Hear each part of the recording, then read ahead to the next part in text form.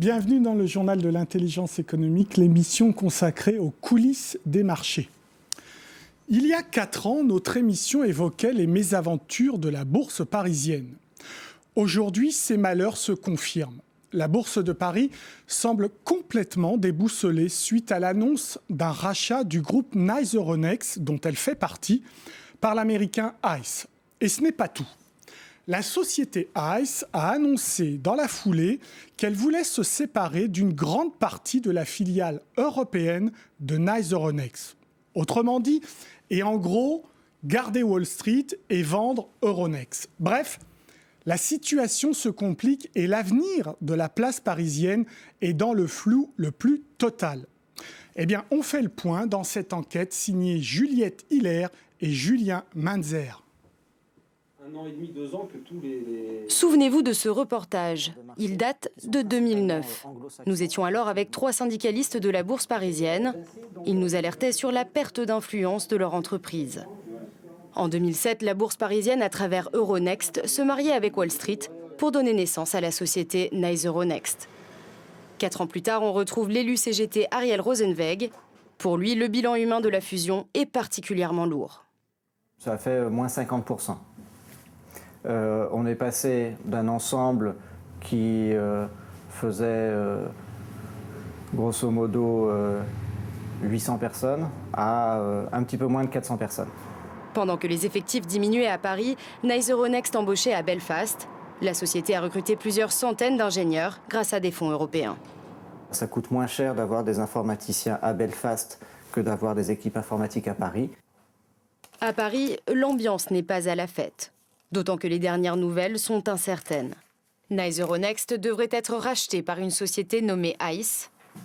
Celle-ci a annoncé qu'elle voulait se séparer d'Euronext, tout en gardant le LIFE, le marché lucratif des dérivés. Bref, chez les salariés parisiens, on s'interroge. Actuellement, l'ambiance est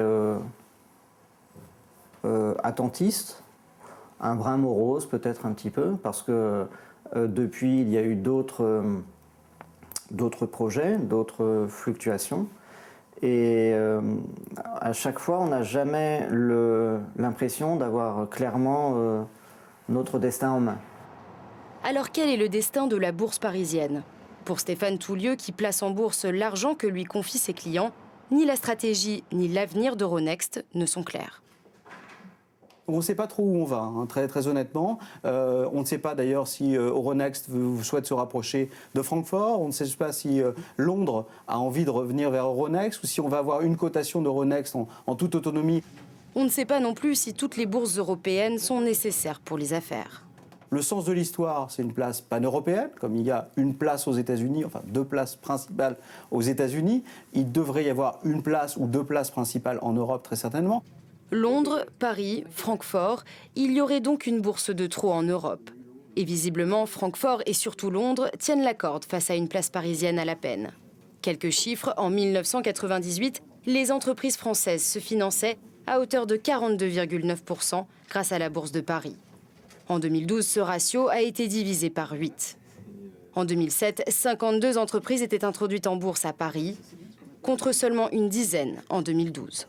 La problématique, elle est structurelle, elle est de se dire où sont les meilleures sociétés cotées, où sont ce qu'on appelle dans nos jargon les roadshows, c'est-à-dire où les investisseurs vont-ils venir lever des capitaux et donc finalement demander à des gérants comme nous de se présenter et où les entreprises vont-elles se présenter pour aller chercher des investisseurs comme nous. C'est vrai que Londres est en train de prendre le pas. Londres au top, Paris au plus bas. Mais la place parisienne a une chance de rebondir. Professeur d'économie Angelo Riva espère que la vente d'Euronext lui permettra de reprendre son destin en main. J'espère que les bourses, que la fusion entre ICE et Nice et la conséquente vente des marchés européens puisse être l'occasion pour se réapproprier de l'instrument et pour l'utiliser selon sa vocation première, c'est-à-dire celle de l'instrument de coordination des acteurs économiques et non pas comme une société par action dont le seul objectif est la maximisation de sa fonction de profit. Autrement dit, la bourse a moins vocation à faire de l'argent qu'à encadrer les marchés. Encore faut-il avoir les moyens économiques pour imposer une régulation, ce qui est loin d'être le cas pour la bourse parisienne. Bien avec moi sur ce plateau Thierry Giami. Bonjour, vous êtes président de l'Observatoire du financement des entreprises et également conseiller du directeur général de la Caisse des dépôts et consignations. Est-ce que vous comprenez la stratégie de la bourse parisienne depuis une dizaine d'années ou pas ? C'est un désengagement. En 2007, une cession dans l'esprit d'une concentration avec Nice, en choisissant ce qui paraissait être la place financière la plus dynamique du monde. Au total, un faux pas dont l'issue aujourd'hui est le retour à la situation initiale, amputée d'un élément très dynamique qui était le life. Donc un échec, c'est ce que vous êtes en train de nous dire. Un faux pas au moins, donc rien de productif, rien d'utile pour la place de Paris dans cette opération. Qu'est-ce qui vous marque dans ce reportage ? Est-ce que le fait que la bourse, ça ne sert plus du tout à financer les entreprises, ça vous marque ? On voit des chiffres qui sont parlants quand même. C'est un fait de la période. La bourse était le lieu idéal de rencontre de l'offre et de la demande, de capitaux et d'entreprises pour financer le développement économique. Vous avez dit « était ». Était. C'était le métier, l'origine, la racine. C'est devenu une infrastructure de transactions totalement éloignée des réalités économiques et polarisée sur des activités de financement les plus lucratives. Or, quelles sont ces activités de financement les plus lucratives pour la bourse ? C'est-à-dire celles qui produisent la plus grande quantité d'échanges en bourse. Ce sont les dérivés, ce sont toutes les formes de contrats et ce sont tous les indices qui ont été créés sur les grandes entreprises déjà cotées. D'où le fait que la bourse, progressivement, s'est désintéressée du financement de l'économie en tant que telle, c'est-à-dire qu'elle n'a pas, en France en tous les cas, augmenté le nombre d'entreprises cotées qui sont venues sur le marché pour chercher des capitaux. Et donc on a un marché qui, tendanciellement, en France, régresse. Alors si on va plus loin, est-ce qu'on peut dire qu'il y a une bourse de trop en Europe et que c'est Paris ? La mode est à la concentration. Donc on peut être dans le stéréotype de considérer que la seule solution est une concentration. Si on se situe dans ce stéréotype, il y a 3 places en Europe, il y en a une de trop, voire 2 de trop, oui, pourquoi pas, si on veut aller au-delà.